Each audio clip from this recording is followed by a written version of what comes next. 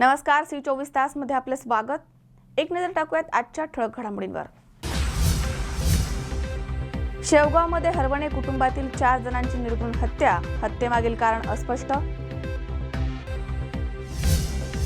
श्री मयुरेश्वर विद्यालयाचा पाणी प्रश्न जिल्हा परिषद अध्यक्ष देवकाते आणि माजी सरपंच तावरे यांच्या पुढाकाराने सुटला। 10 रुपयांची नाणी स्वीकारण्यास SBI बँक अधिकाऱ्याचा नकार, अधिकाऱ्यावर कारवाईची मागणी।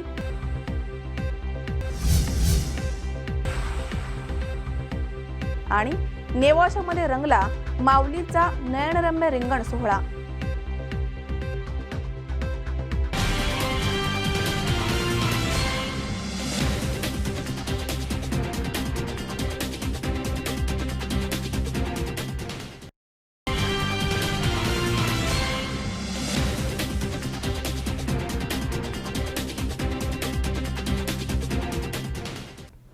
बातमीपत्रात आपलं स्वागत। पाहूया सविस्तर वृत्त। शेवगाव शहरामधील विद्यानगर भागामधील रहिवासी आप्पासाहेब हरवणे यांच्यासह त्यांची पत्नी, मुलगा आणि मुलगी यांची तीक्ष्ण हत्याराने खून करण्यात आल्याची धक्कादायक घटना घडली आहे। हरवणे यांची मोठी मुलगी संगमनेरमध्ये इंजिनिअरिंगमध्ये शिकते, त्यामुळे ती बचावली आहे। मात्र या हत्येमागचं कारण अजूनही अस्पष्ट आहे। अहमदनगर जिल्ह्याच्या शेवगाव शहरातील विद्यानगर भागामध्ये राहणारे आप्पासाहेब गोविंद हरवणे यांच्यासह त्यांची पत्नी, मुलगा, मुलगी यांची तीक्ष्ण हत्याराने निर्घृण हत्या करण्यात आली आहे। हरवणे यांची दुसरी मुलगी शीतल ही संगमनेर येथील अमृतवाहिनी इंजिनिअरिंग कॉलेजमध्ये शिक्षण घेत असल्यामुळे सुदैवाने ती बचावली आहे। रविवारी सकाळी ही घटना उघडकीस आली। मैतांच्या शरीरावरती तीक्ष्ण हत्यारांच्या जखमा आहेत। रात्रीमधनं एकाच कुटुंबातील 4 जणांची हत्या करण्यात आली आहे, त्यामुळे शेवगाव तालुका हादरला आहे। या हत्याकांडामध्ये माजी सैनिक आणि सध्या भूमी अभिलेख कार्यालयातील कर्मचारी आप्पासाहेब गोविंद हरवणे, त्यांची पत्नी सुनंदा, मुलगी स्नेहल, मुलगा मकरंद यांची हत्या करण्यात आली आहे। हरवणे यांची दुसरी मुलगी सुट्टी संपवून संगमनेर येथे कॉलेजला 16 जून रोजी गेल्यामुळे ती सुदैवाने बचावली आहे। या हत्येचं नेमकं कारण उघड झालं नाहीये, त्यामुळे या खुनामागील गूढ वाढलाय। 4ही मृतदेह उत्तरे तपासणीसाठी औरंगाबाद येथे पाठवण्यात आलेत। अहमदनगरचे पोलीस अधीक्षक रंजन कुमार शर्मा यांनी घटनास्थळाला भेट दिली आहे आणि तपासाच्या दिशेने चक्र फिरवली आहेत। या घटनेतील मैतांच्या गळ्यावरती तीक्ष्ण हत्याराने वार करण्यात आलाय। रात्रीच्या नीरव शांततेमध्ये भर वस्तीतील हरवणे यांच्या घरामधनं कोणत्याही प्रकारचा आरडाओरडाचा आवाज जवळपासच्या रहिवाशांनी ऐकला नाही। घराच्या बैठकीतील सोफ्यावरती आप्पासाहेब, खाली सुनंदा आणि मकरंद तर स्नेहलचा मृतदेह दुसऱ्या खोलीमध्ये पडलेला होता। घटनास्थळी नातेवाईकांचा आक्रोश हृदय पिळवटून टाकणारा होता। शेवगाव वडूल बुद्रुक येथील हरवणे कुटुंबीय अनेक वर्षांपासून विद्यानगर भागामध्ये राहतं। आप्पासाहेबांनी सैन्यामधून निवृत्त झाल्यानंतर भूमी अभिलेख कार्यालयामध्ये नोकरी केली आहे। सायंकाळी अतिरिक्त पोलीस अधीक्षक रोहिदास पवार यांनी भेट देऊन पोलिसांना सूचना केल्या। सोमवारी सकाळीच जिल्ह्याचे पालकमंत्री प्राध्यापक राम शिंदे यांनी घटनास्थळी भेट दिली आहे। या हत्या प्रकरणी मैताचे मेहुणे संतोष झिरपे यांनी दिलेल्या फिर्यादीवरनं गुन्हा दाखल करण्यात आला। मारेकरांच्या तपासासाठी स्थानिक गुन्हा अन्वेषणचे 4 तर शेवगाव पोलिसांची 2 पथकं नियुक्त करण्यात आली आहेत। संदीप दहाडराय सह अलीम शेख, C24 तास, शेवगाव। विश्व शांतीदूत पोलीस मित्र परिवाराच्या पदाधिकाऱ्यांनी येरवडा कारागृहाला भेट दिली आहे आणि येथील कैद्यांच्या समस्यांवर चर्चा केली आहे। तसेच कारागृह परिसरामध्ये 1000 झाडे लावण्याचा संकल्प देखील यावेळी करण्यात आला आहे। पोलिसांच्या कल्याणासाठी कार्य करणाऱ्या विश्व शांतीदूत पोलीस मित्र परिवाराच्या पदाधिकाऱ्यांनी येरवडा कारागृहाला भेट दिली आहे। येथील कैद्यांच्या विविध समस्यांवर यावेळी चर्चा करण्यात आली आहे। तसेच 1 जुलै रोजी कारागृह परिसरामध्ये 1000 झाडे लावण्याचा संकल्प करण्यात आला आहे। यावेळी शांतीदूत पोलीस मित्र परिवाराचे महाराष्ट्र अध्यक्ष पत्रकार दिलीप सवणे, पंचायत महाराष्ट्र शांतीदूत कमिटीचे पत्रकार बापूसाहेब सोनवणे, डॉक्टर गोरक्षनाथ सोनवणे, तानाजी भोसले, सदानंद काळे, बाळासाहेब पोकळे आदी पदाधिकारी आणि सदस्य उपस्थित होते। यावेळी विश्व शांतीदूत संकल्पनेचे प्रणेते विशेष पोलीस महानिरीक्षक डॉक्टर विठ्ठलराव जाधव यांनी आपलं मनोगत व्यक्त केलंय। अतिशय आनंदाची बाब आहे। शांतीदूतच्या विश्व शांतीदूतच्या माध्यमातून पुणे शहरातील असतील, जिल्ह्यातील असतील, सगळी मंडळी वृक्षारोपणासारख्या पवित्र कार्यामध्ये मोठ्या संख्येनं सहभागी होत आहेत. आणि आमचे मित्र दिलीपरावजी सावणे, अध्यक्ष महाराष्ट्र विश्वशांतीदूत, यांनी राज्यातल्या संपूर्ण शांतीदूतांना अशी विनंती केलेली आहे की सध्याचा जो पावसाळ्याचा सीझन आहे त्या संपूर्ण पावसाळ्याच्या मोसमामध्ये मोठ्या प्रमाणावरती महाराष्ट्रामध्ये वृक्षारोपण करावं. आणि नुकतंच त्यांनी असं जाहीर केलं की जे 9 जुलैला गुरुपौर्णिमा आहे, तर गुरुपौर्णिमेच्या दिवशी व्यापक स्वरूपामध्ये मोठ्या प्रमाणावरती या वृक्ष लागवडीचं किंवा प्लांटेशनचा कार्यक्रम हाती घ्यावा. देशामध्ये आणि राज्यामधली स्थिती जर पाहिली तर जेवढं वन असायला पाहिजे तेवढं वन उपलब्ध नाही आहे. आणि बऱ्याच पर्यावरणवादी मंडळींचं, शास्त्रज्ञांचं म्हणणं असं आहे की वनांची संख्या, वृक्षांची संख्या कमी झाल्यामुळं दुष्काळ असेल किंवा वातावरणामध्ये जे बदल होत आहेत ग्लोबलायझेशनच्या कारणामुळं, जे उष्णतेचे उच्चांक गाठले जात आहेत, या सर्वाच्या पाठीमागे महत्त्वाचं कारण वृक्षाची कमी होणं आहे. आणि खरं तसं जर पाहिलं तर अगदी अनादी कालापासून संत तुकाराम महाराजांनी सांगितले वृक्षवल्ली आम्हास वगैरे, त्या भावनेपासून ते आजच्या बदलत्या काळामध्ये सुद्धा वृक्षाचं हे महत्त्व खूपच आहे.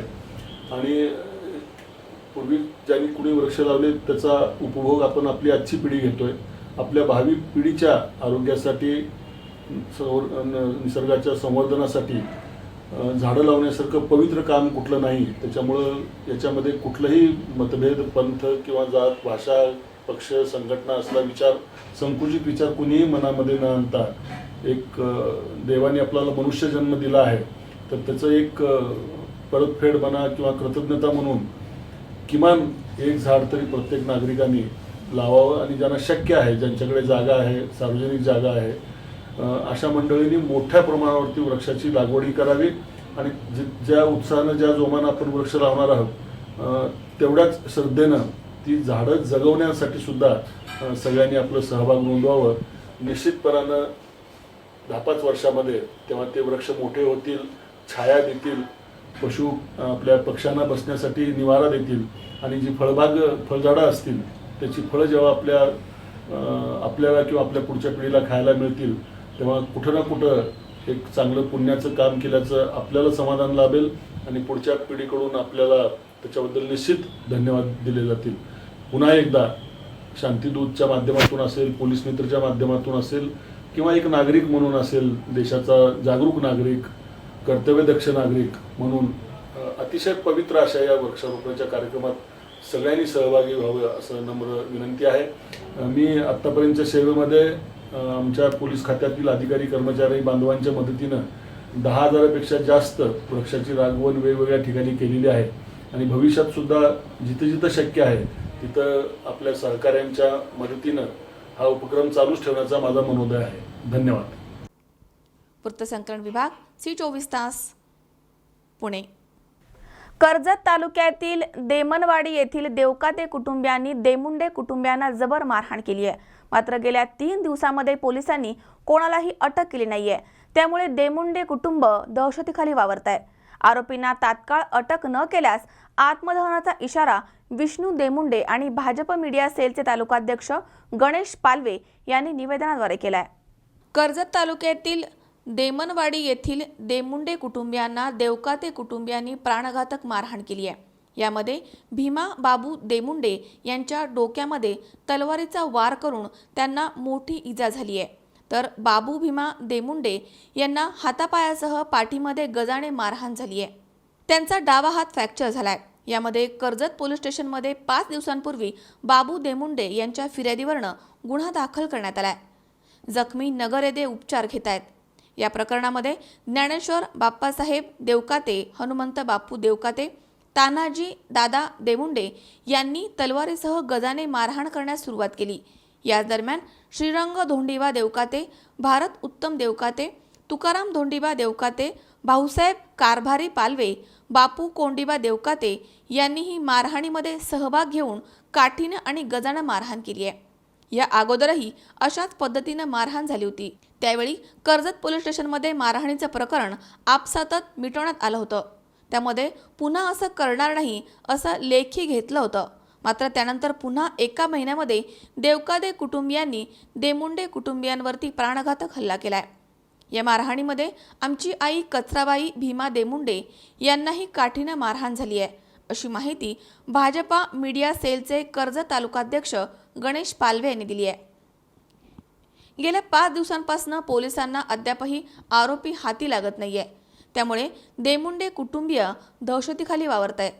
पोलिसांनी 2 दिवसांमध्ये यातील आरोपींना अटक न केल्यास कर्जत येथील उपविभागीय पोलीस अधिकारी यांच्या कार्यालयासमोर आत्मदहन करू असा इशारा विष्णू देमुंडे आणि भाजपा मीडिया सेलचे तालुकाध्यक्ष गणेश पालवे यांनी निवेदनाद्वारे दिलाय. मामाची मुलगी घरी एकटी असताना हनुमंत बाप्पू देवकाते, ज्ञानेश्वर बाप्पासाहेब देवकाते, तानाजी दादा देमुंडे आणि श्रीरंग दोंडे देवकाते यांनी येऊन मुलगी एकटी घरात असल्याचा फायदा घेऊन दरवाजा तोडून घरात घुसली. मुलगी घरातून पळून शेजारी दुसरं घर असलेल्या चुलत्याच्या घरी दावत गेली. तिथं वडील होते आणि ह्या बाकीच्या इसमांनी तिच्या पाठीमागं दावत जाऊन 7-8 जणांनी तलवारीने आणि गजांनी मारहाण केली. तिच्या वडिलांना हाणत असताना तिचे आजोबा आतमध्ये त्यांच्या अंगावर पडले. तर तलवारीचा मार डोक्यात, आजोबांच्या डोक्यात तलवार बसली आणि तिच्या वडिलांना गजांनी काट्याने मारहाण करण्यात आली. घरी कोणी नव्हतं आणि आरोपी याचा फायदा घेऊन पळून गेले. देमनवाडी येथे देवकाते कुटुंबियांनी आमच्या कोट्यावर प्राणघातक हल्ला केला असून त्यात तलवारीने व काठीने गजाने मारहाण केली आहे. आई, वडील आणि बंधू यांना बेदम मारहाण करून ती सध्या सिव्हिल नगर येथे ॲडमिट आहेत. आणि माझ्या 2 मुली यांच्या दहशतीमध्ये शाळेत करत जात असताना जायचे सुद्धा शिक्षणापासून वंचित राहिले आहेत. तरी या लोकांचा मोठा जोड जमा असून त्यांच्यापासून आमच्या कुटुंबाला मोठा जीवित धोका आहे. देवकाते कुटुंबाविरुद्ध आम्ही 3-4 दिवस झाले पोलीस स्टेशनला केस देऊनसुद्धा पोलिसांनी कसल्या प्रकारे दखल घेतली नाही. तरी जर पोलिसांनी या 2 दिवसात सदर आरोपींना जर अटक नाही केली तर मी व माझा भाचा गणेश पालवी ही उपविभागीय पोलीस कार्यालय कर्जत येथे आत्मदहन करणार आहेत. ते 2 दिवसात पोलिसांनी तातडीने आरोपींना अटक करावा. आमचं कुटुंब दहशतीखाली असून आम्ही कुठं बाहेर पडणेसुद्धा आम्हाला मुश्किल झालं आहे. त्वरित पोलिसांनी आरोपींना तातडीने अटक करून त्यांच्यावर कारवाई करावी अशी आमची मागणी आहे. आशिष बोरा, C24 तास, कर्जत. विठ्ठल रुक्माईचं दर्शन घेण्यासाठी राज्यातील विविध भागांमध्ये दिंड्या मार्गस्थ झाल्यात. टाळ मृदुंगाच्या गजरात विठू माऊलीचा जयघोषामध्ये वैष्णवांचा महामेळा पंढरपूरकडे रवाना झालाय आणि या वारीमधनं जनप्रबोधनाचं देखील कार्य केलं जात आहे. भेटी लागी जीवा लागलेसी आस या काव्यपंक्तीला अनुसरून पंढरीच्या विठुरायांचे याची देही याची डोळा दर्शन घेण्यासाठी वैष्णवांचा महामेळा पंढरपूरकडे रवाना झालाय. खांद्यावरती भगवी पताका, हातामध्ये टाळ, खांद्यावर विणा, गळ्यामध्ये मृदुंग, मुखी अभंगाचे चरण आळवीत वारकरी विठ्ठल भेटीच्या ओढीनं पंढरीकडे मार्गस्थ झालेत. डोक्यावर तुळशी वृंदावन घेऊन बहुसंख्य महिला भगिनी देखील या वारीमध्ये मोठ्या संख्येनं सहभागी झाल्यात. पण हा सोहळा म्हणजे केवळ एक वारी अथवा दिंडी सोहळा नाहीये, तर तो जनप्रबोधनाचं महत्त्वाचं अंग म्हणूनही कार्यरत आहे. हेही या निमित्तानं पुढं आलंय. आता खोदडगावची ही दिंडीच पाहना. ती वारीच्या माध्यमातून जनप्रबोधनाचं काम करते. समाजातील अनिष्ट रूढी परंपरा मोडीत काढण्यासाठी जगद्गुरू तुकाराम महाराज यांनी नेहमीच अमूल्य कार्य केलंय. जातीभेद विसरून भक्तीचा अवडंबर न करता भक्ती कशी जपावी आणि समाज एकसंग कसा राहावा याचं उत्तर म्हणजे ही वारी पंढरीची. पंढरपूरची वारी सुरू झालेली आहे. खोडद ते पंढरपूर 1962 साली आता हे 55वं वर्ष चालू आहे. कुंभळीकर महाराज या खोडद गावी आले 1962 साली. सगळ्या देशावर संकट होतं, म्हणले आपणही काही समाजासाठी करावं म्हणून त्यांनी 41 दिवस त्या ठिकाणी जमिनीत खड्ड्यात पुरून घेतलं. 41 दिवस खोडदला तप केलं आणि त्याच्यानंतर गाडगे बाबा संत कैकाडी महाराज त्या ठिकाणी आले आणि त्या ठिकाणावरून आजपर्यंत ही दिंडी सोहळा चालू आहे. या दिंडी सोहळ्यामध्ये कमीत कमी आम्हाला 50 गावं लागतात.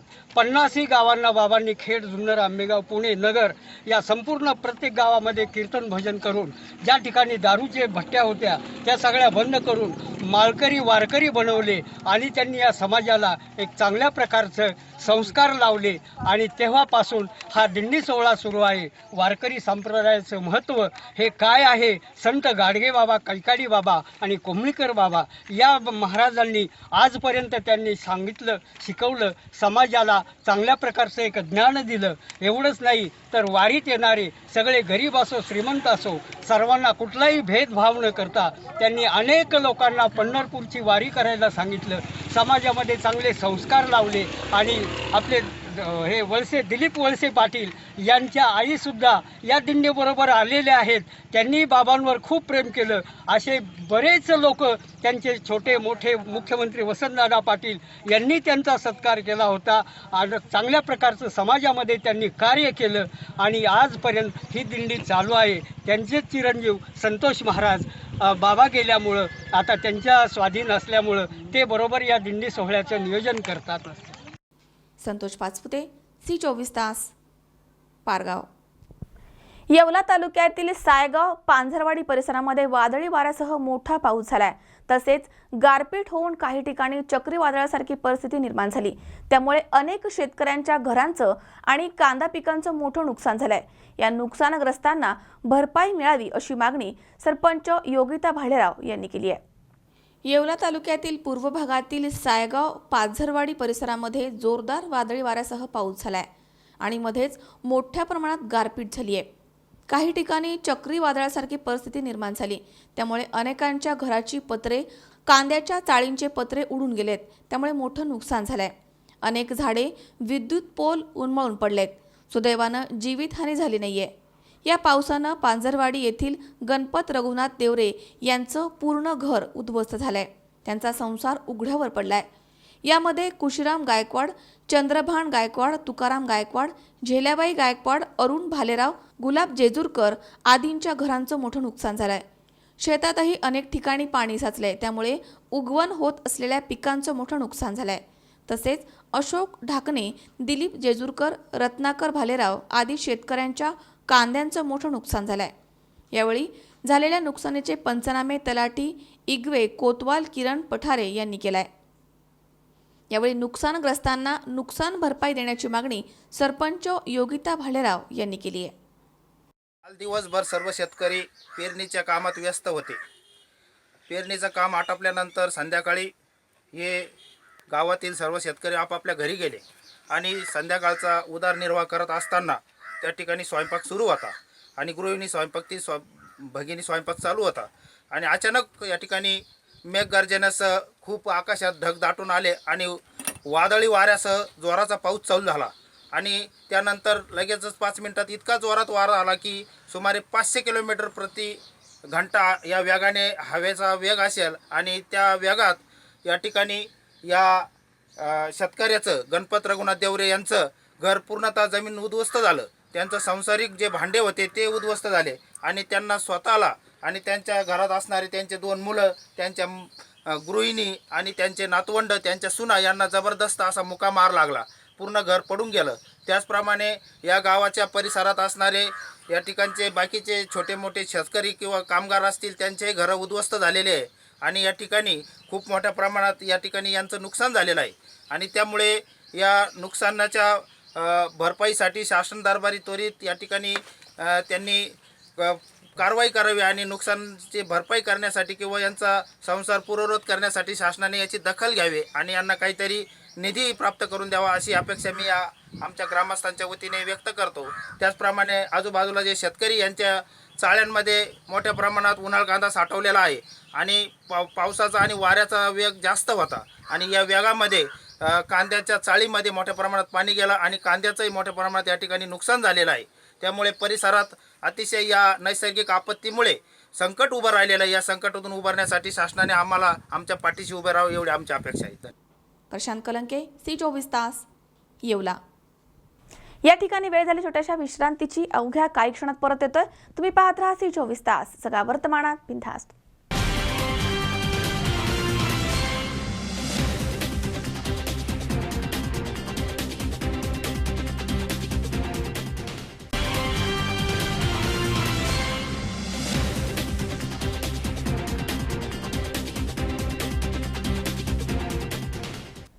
विश्रांतीनंतर बातमीपत्रात पुन्हा एकदा आपलं स्वागत. पाहूयात पुढची बातमी.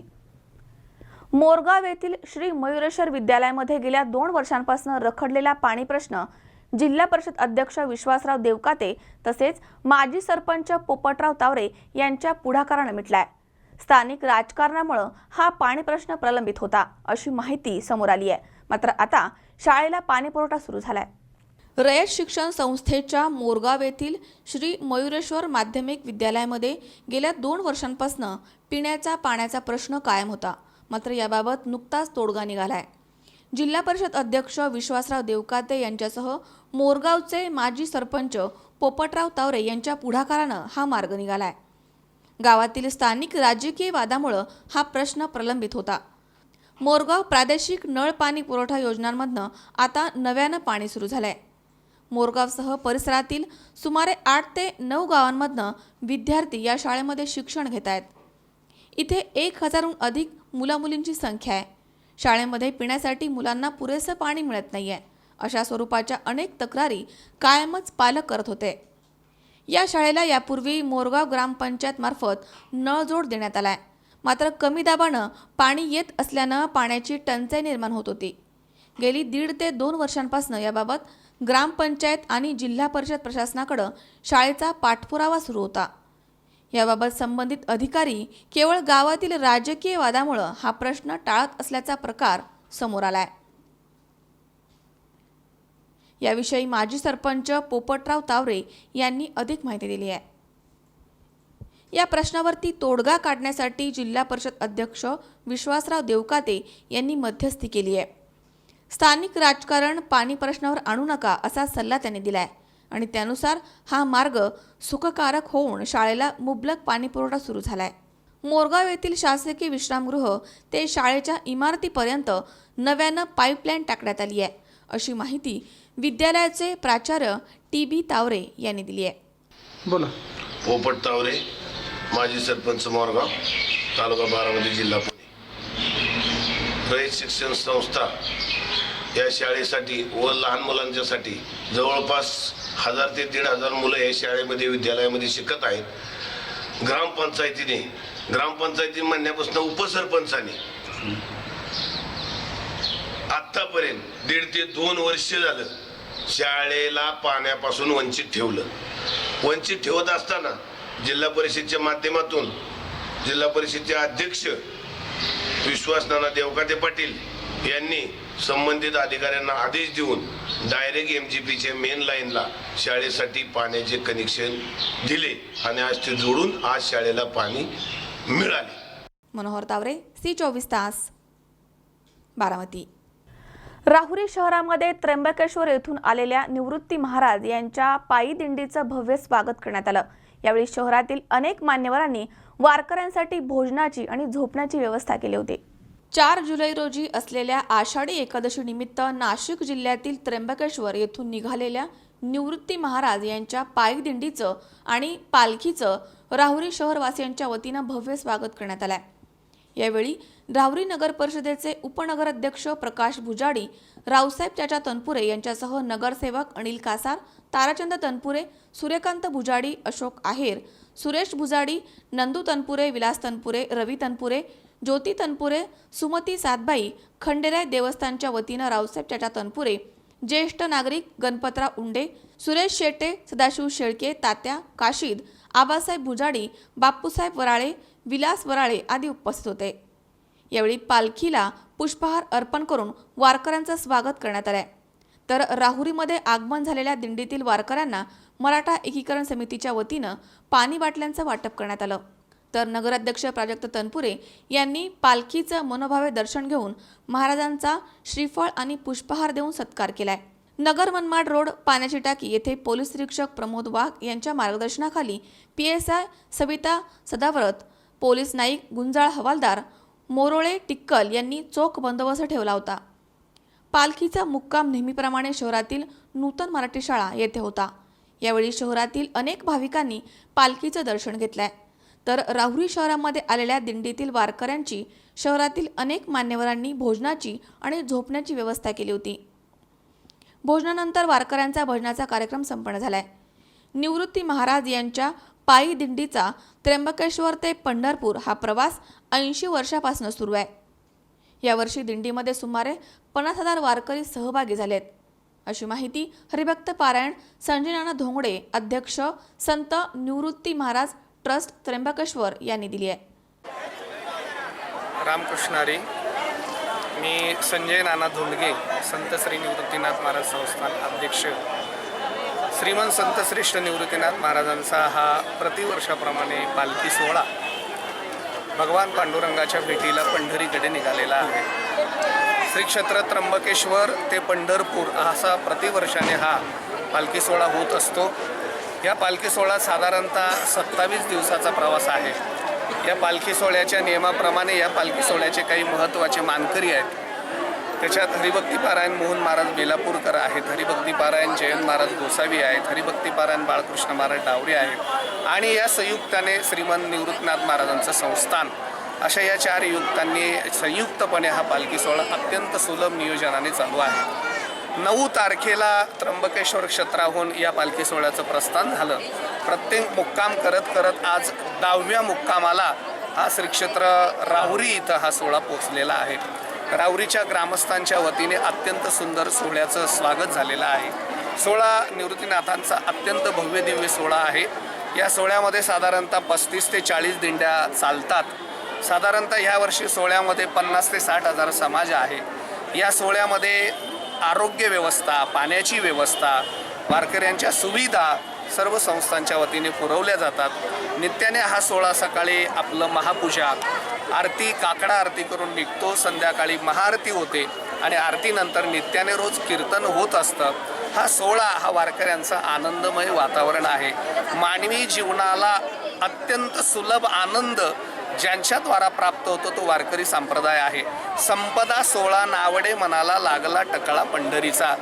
पंढरीच्या वारकऱ्याला संपत्ती आवडत नाही ना कुठलाही आवड नाही. कधी आषाढी येते आणि कधी मी पंढरपूरला जाईल अशी भावना घेऊन प्रत्येक वारकरी पंढरपूरचा प्रवास करत असतो.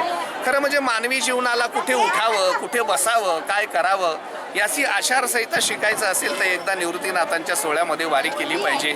सोहळा शिस्तबद्ध चालतो. त्याचं बसण्याचं ठिकाण ठरलेलं असतं, चालण्याचं ठिकाण ठरलेलं असतं, भजनाचा क्रम ठरलेला असतो. मानवी जीवनामध्ये संसारिक अत्यंत दुःखाची जरी अवस्था असली तरी ते सर्व दुःख विसरून एक सांगायचं म्हणजे वारकऱ्यांचे हे सेलिब्रेशन आहे, आनंदमय वातावरण आहे. जर महाराष्ट्राकडे बघू जाता तर शेतकऱ्यांचा अत्यंत असंतुष्टपणा आहे, पण तेच शेतकरी वारकरी आहेत. तर वारकरी म्हणून शेतकरी चालत असताना एकही शेतकऱ्याच्या चेहऱ्यावर, वारकऱ्याच्या चेहऱ्यावर दुःख तुम्हाला दिसणार नाही.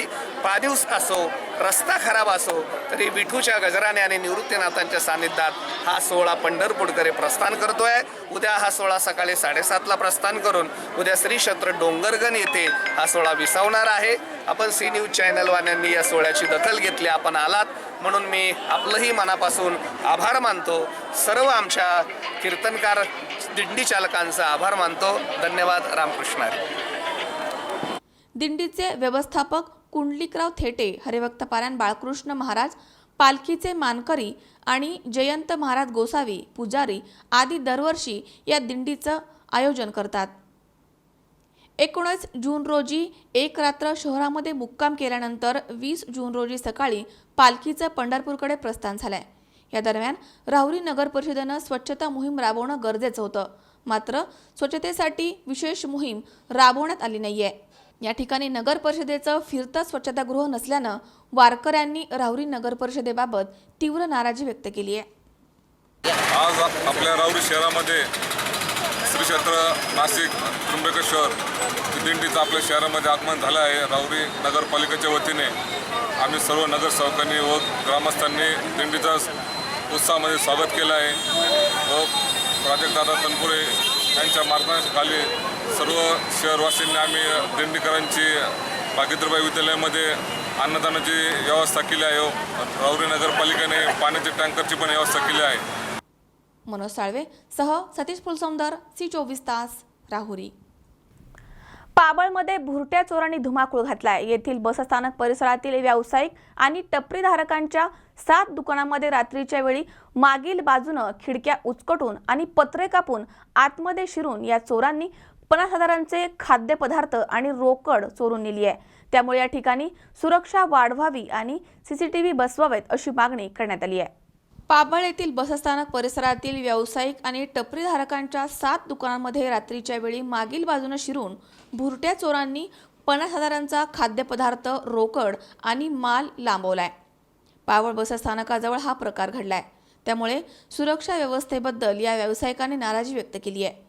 या भागातील दुकानं रात्री बंद करण्यात आल्यानंतर या दुकानाच्या मागील बाजूने जाऊन खिडक्या उचकटून दुकानाचे पत्रे कापून लहान मुलांना आतमध्ये उतरवून चोरी करण्यात आली आहे. यामध्ये गल्ल्यातील रोख रक्कम पळवण्याचे जास्तीत जास्त प्रकार घडलेत. एकूण 50,000 रुपयेपर्यंतच्या चोरीचे प्रकार घडल्याची माहिती व्यावसायिकांनी दिली आहे. दरम्यान अशा प्रकारे भुरट्या चोरांचा उपद्रव ही नित्याचीच बाब झाली आहे. येथील सुरक्षा व्यवस्था वाढवावी आणि सीसीटीव्ही त्वरित उभारण्यात यावे अशी मागणी आता करण्यात येते. सुनील पिंगळे, C24 तास, पाबळ.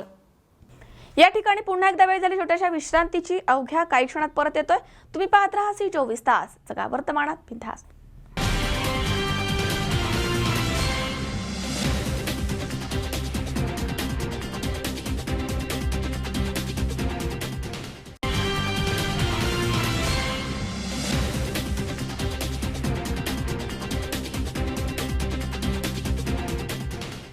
विश्रांतीनंतर बातमीपत्रात पुन्हा एकदा आपलं स्वागत. पाहूयात पुढची बातमी. 10 रुपयांची नाणी बंद झाली या अफवांचा परिणाम व्यापारी वर्गावर झालाय. सोलापूर जिल्ह्यातील बार्शीच्या एका व्यापाऱ्याकडनं 10 रुपयांची नाणी स्वीकारण्यास एका बँक कर्मचाऱ्यानं देखील नकार दिलाय. त्यामुळे आता बँक शाखाधिकारी त्या कर्मचाऱ्यावर काय कारवाई करणार असा प्रश्न उपस्थित झालाय. 10 रुपयांची नाणी बंद झाली असल्याच्या अफवेचा परिणाम बऱ्याच प्रमाणावर व्यापारी वर्गावर झालाय. मात्र चक्क एका बँक कर्मचाऱ्यानं देखील ही नाणी स्वीकारण्यास नकार दिल्यानं शहरामध्ये खळबळ उडाली. सोलापूर जिल्ह्यातील बार्शीच्या एका व्यापाऱ्याकडनं नाणी स्वीकारण्यास नकार देणाऱ्या या बँक शाखा अधिकाऱ्यावरती RBI काय कारवाई करणार याकडे आता सर्वांचं लक्ष लागलंय.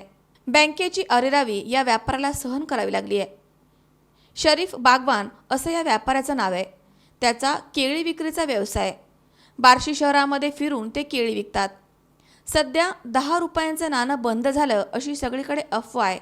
मात्र त्यावर विश्वास ठेवून गिरायकांकडनं अशी नाणी न स्वीकारावी तर पोलीस कारवाई करतील अशी भीती बागवान यांना वाटत होती. त्यामुळे त्यांनी आपल्या गिरायकांकडनं 10 रुपयांची नाणी स्वीकारली. तसेच इतर बँकांकडनं देखील त्यांना 10 रुपयांची नाणीच दिली गेली. त्यामुळे ते बार्शी ST स्टँड येथील आपले खाते असलेल्या स्टेट बँक ऑफ इंडिया या बँकेमध्ये ही नाणी जमा करण्यास गेले. मात्र त्यांचे पैसे स्वीकारण्यास नकार देण्यात आलाय. यावेळी नाणी स्वीकारण्याबद्दल त्यांनी बँक अधिकाऱ्यांना विचारणा केली. तसेच नाणी न स्वीकारण्याच्या आदेशाबद्दल तसं लिहून देण्यासंबंधी सांगितलं. मात्र त्यावेळी अधिकाऱ्यांनी त्यांच्याशी हुज्जत घातली आहे. त्यानंतर अधिकाऱ्यांनी बँकेमधनं शरीफ बागवान यांना हकलून दिलाय. चला साहेबाकडे.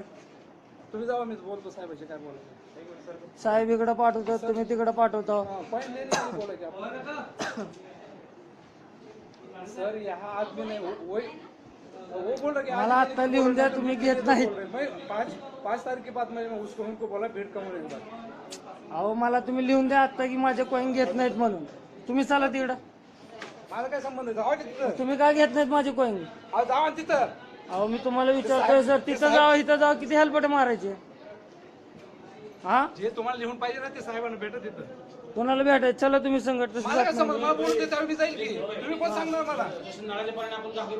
हा हा, कसा प्रकार आहे?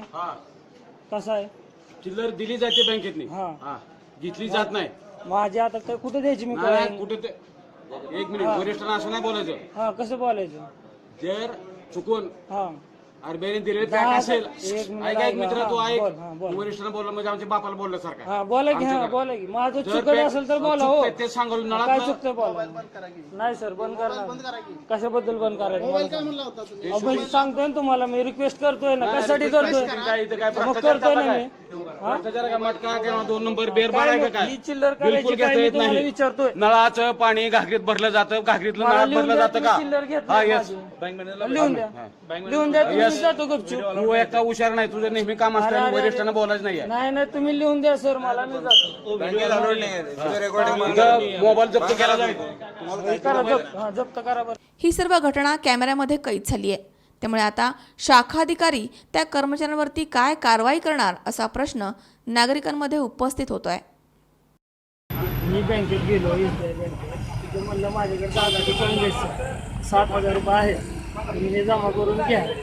त्यांनी नकार दिला मला म्हणलं आत्ताच जमा करून घेत नाही. तुम्ही का घेत नाही सर? कुठं चालू चालणार मार्केटमध्ये चाललं ना माझ्याकडनं. काही जण घेतात काही जण घेत नाहीत. 7,000 मोठी रक्कम आहे माझ्यासाठी. मी फळाचा व्यापार करतो ही मोठी रक्कम आहे काय करू. तर त्यांनी म्हणलं आम्ही घेत नाही. तिथलं कॅशियर उठून आलं म्हणलं सर मला लिखी द्या लिहून द्या तुम्ही घेत नाही. तर मी मोबाईल काढला आणि व्हिडिओ शूटिंग चालू केली की तुम्ही का देत नाहीत मला लिहून द्या. तर तिथनं कॅशियर उठून आलं त्याने आरोग्य भाषा वापरली. तर त्याने म्हणलं की बाबा ती एकदा नळातलं पाणी निघालं की परत महागारी ते घागर भरल्यानंतर महागारी पाणी जात नाही. आम्ही ती चिल्लर घेतल्या मग स्पष्ट सांगितलं माझ्याकडे व्हिडिओ पाणी.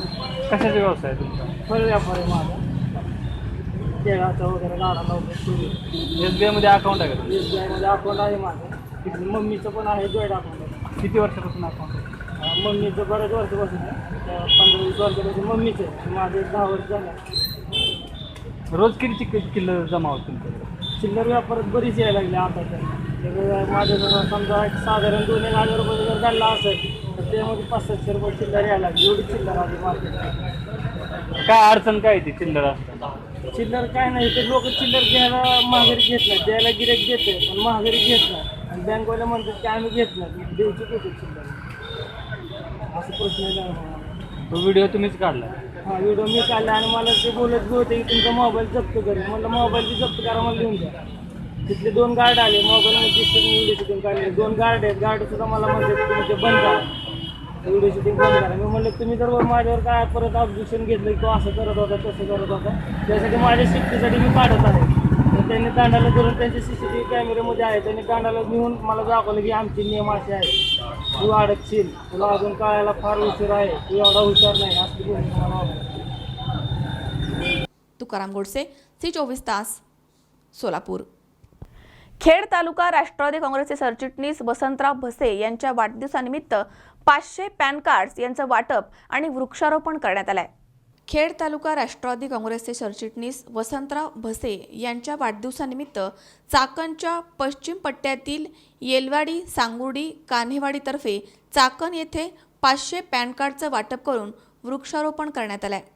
यावेळी येलवाडीचे सरपंच नितीन गाडे, संचालक चेतन बोंद्रे, चेअरमन सागर गाडे, दत्ता बोंद्रे, तंटामुक्ती समितीचे बाळासाहेब गाडे, बाजीराव गायकवाड, कान्हेवाडीचे माजी सरपंच नवनाथ पवार, उपसरपंच राहुल येवले, बापू येवले, सांगुर्डीचे उपसरपंच तुकाराम काळे, समाजभूषण भीमराव काळे, संत तुकाराम साखर कारखाना संचालक मारुती भसे, चेअरमन संभाजी भसे, सदस्य दिनकर भसे, तानाजी काळे, विजय भसे आदी मान्यवर उपस्थित होते.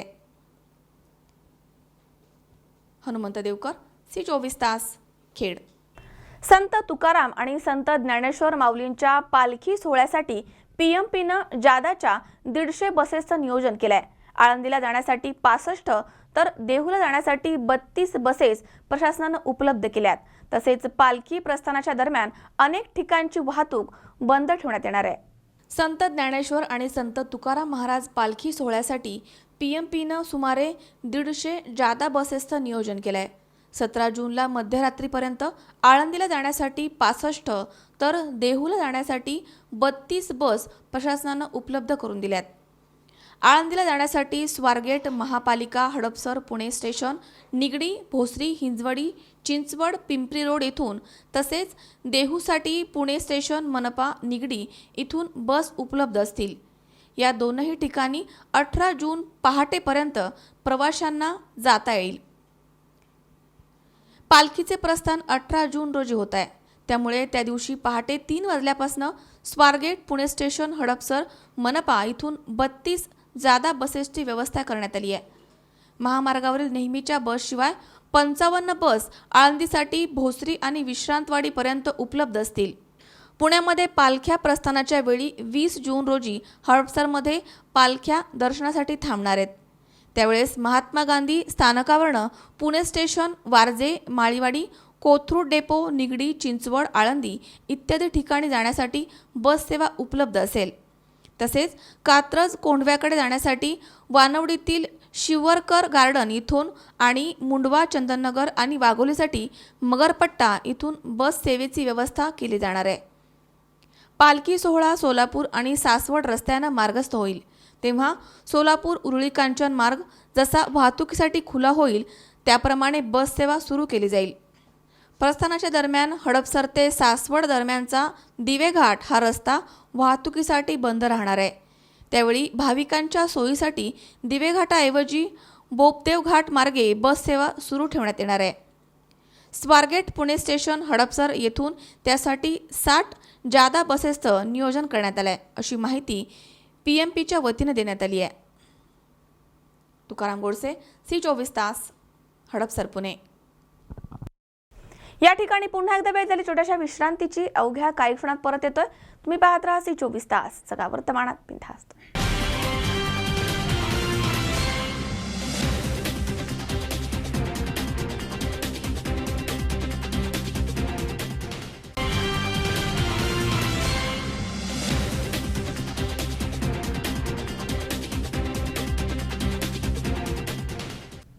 विश्रांतीनंतर बातमीपत्रात पुन्हा एकदा आपलं स्वागत. पंढरीच्या वारीला निघालेल्या देवगड दिंडीचा ज्ञानोबा माऊली तुकाराम या गजरामध्ये संत ज्ञानेश्वरांचा नयनरम्य रिंगण सोहळा नेवासे कर्मभूमीमध्ये रंगलाय. वारकऱ्यांचं रिंगण, अश्वांचं रिंगण अशा या रिंगण सोहळ्यानं सर्वांच्या डोळ्याचं पारणं फेडलंय.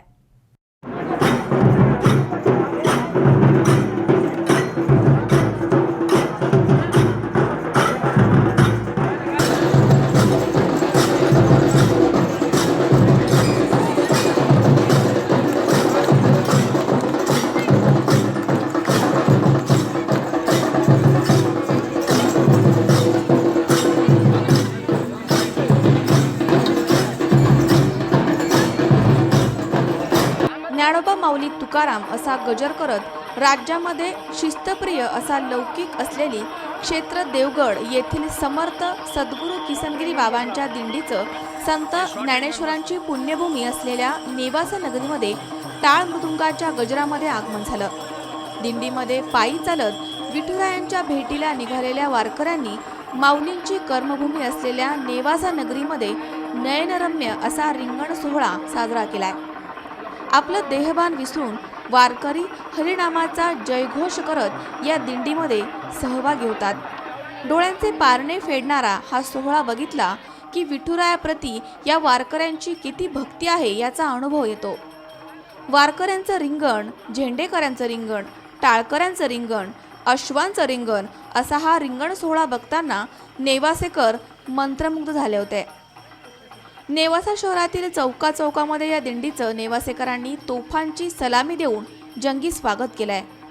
ज्ञानोबा माऊलींच्या गजरानं यावेळी नेवासा नगरी दुमदुमून गेली. शंकर नाबदे, C24 तास, नेवासा. तरडोली येथील मगर यांच्या पोल्ट्री फार्ममुळे नागरिकांना मोठा त्रास होतोय. या व्यवसायामुळे परिसरामध्ये घाणीचे साम्राज्य पसरलंय. हा मगर पोल्ट्री फार्म बंद करावा या मागणीसाठी भोयटेवाडी येथील ग्रामस्थांनी जनआंदोलन सुरू केलंय.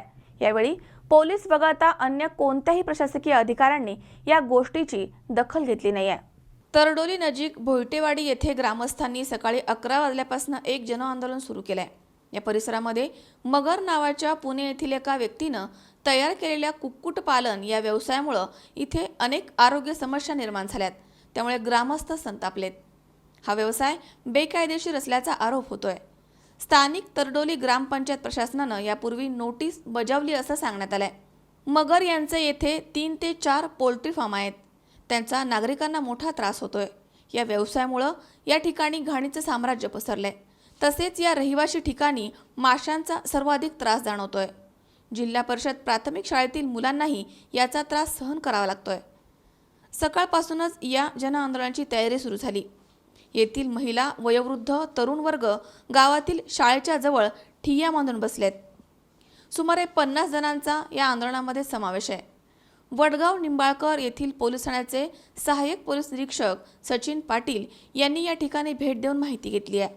पोलीस वगळता अन्य प्रशासनातील कोणीही अधिकारी या ठिकाणी अद्याप फिरकले नाहीये.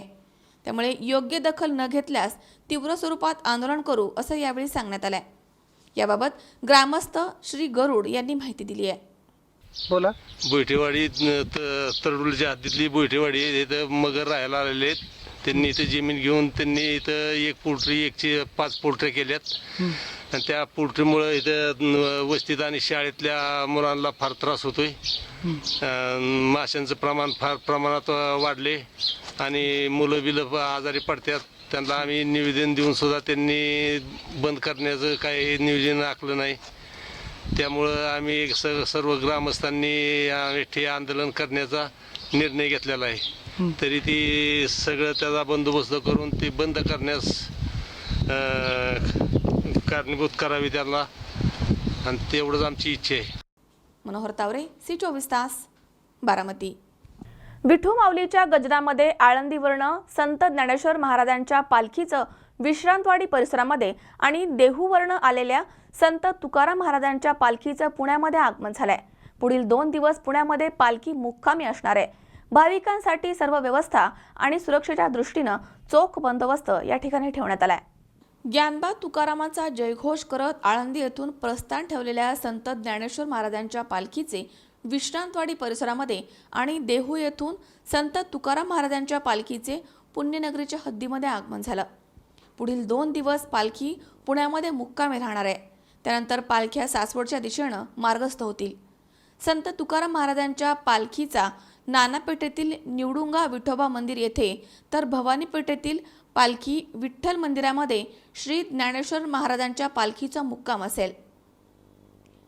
निर्मल वारी करण्याच्या राजस्थानच्या संकल्पनेनुसार वारी दरम्यान वारकऱ्यांसाठी फिरत्या शौचालयाची सोय करण्यात आली आहे. याशिवाय सुरक्षेच्या दृष्टीनं पोलिसांचाही चोख बंदोबस्त ठेवण्यात आलाय. अमोल उदमले सह हर्षल कोठावदे, C24 तास, पुणे. राज्य सरकारनं शेतकरी कर्जमाफीच्या जाचक अटींबाबत चर्चा करण्यासाठी नेवासा तालुक्यातील शेतकऱ्यांचा भव्य मेळावा 19 जून रोजी नेवासा पंचायत समितीच्या प्रांगणामध्ये माननीय आमदार शंकरराव गडाख यांच्या प्रमुख उपस्थितीमध्ये संपन्न झालाय. त्यानंतर नेवासा तहसील कार्यालयावरती मूक मोर्चा काढण्यात आला आणि त्यानंतर शासनाच्या कर्जमाफी संदर्भातील परिपत्रकाची होळी करण्यात आली आहे. महाराष्ट्र शासनानं राज्यातील शेतकऱ्यांना सरसकट कर्जमाफी देण्याचा निर्णय घेतला.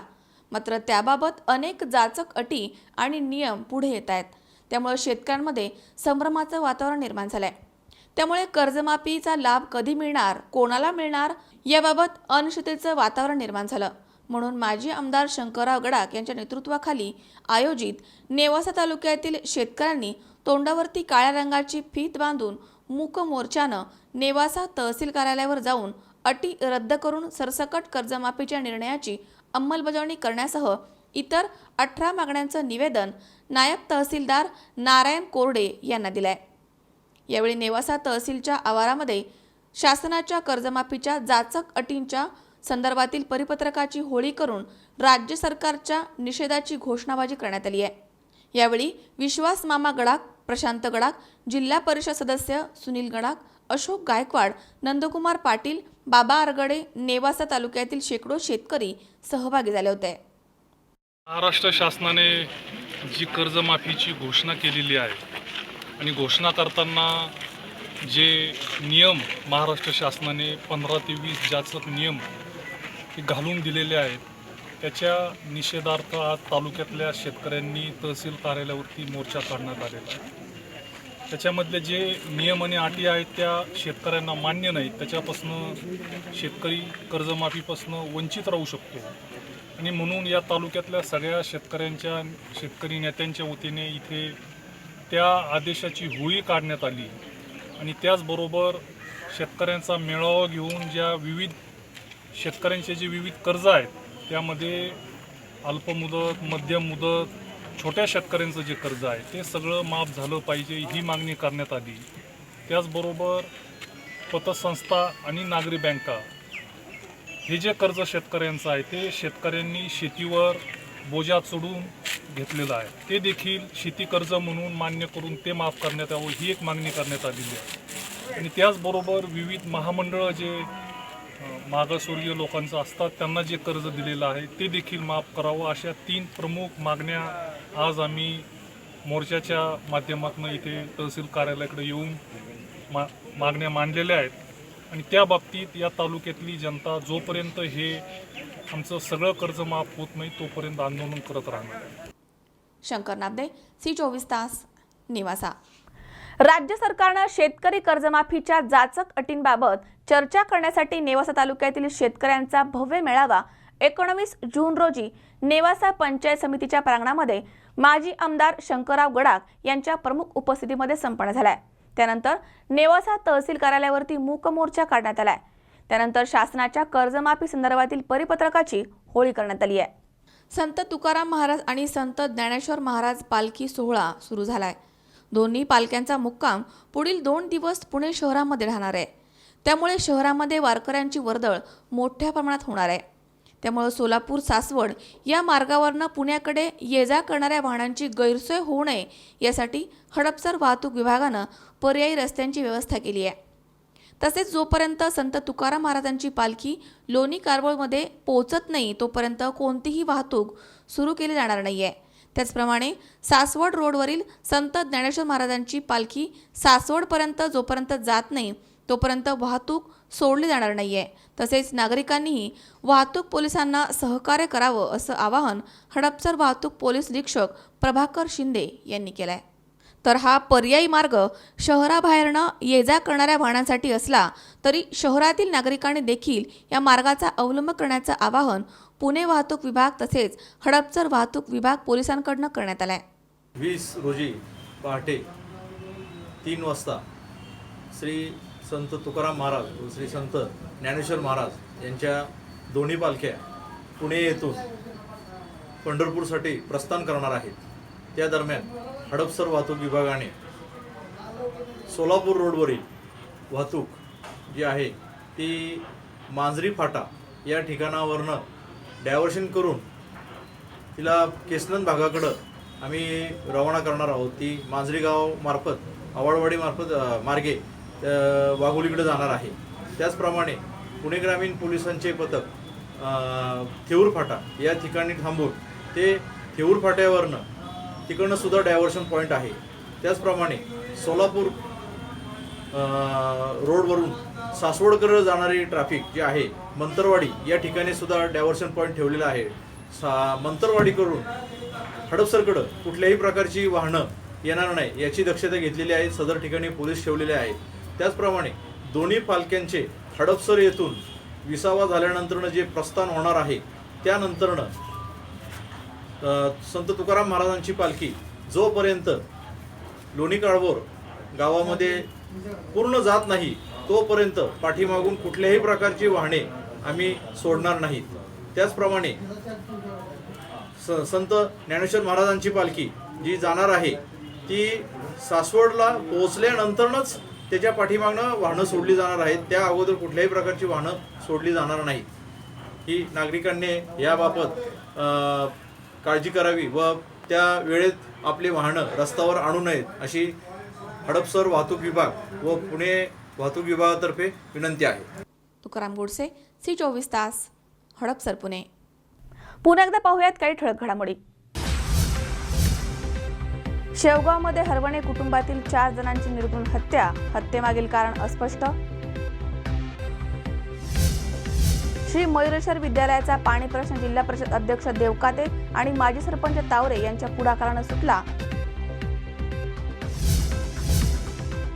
10 रुपयांची नाणी स्वीकारण्यास SBI बँक अधिकाऱ्याचा नकार. अधिकाऱ्यावर कारवाईची मागणी.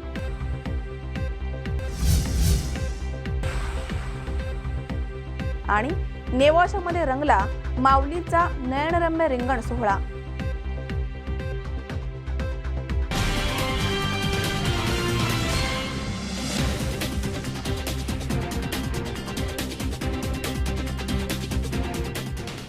याचबरोबर बातमीपत्रात आज वेळ झाली इथेच थांबण्याची. ताज्या अपडेटसाठी बघत रहा C24 तास, सगळा वर्तमानात बिनधास्त.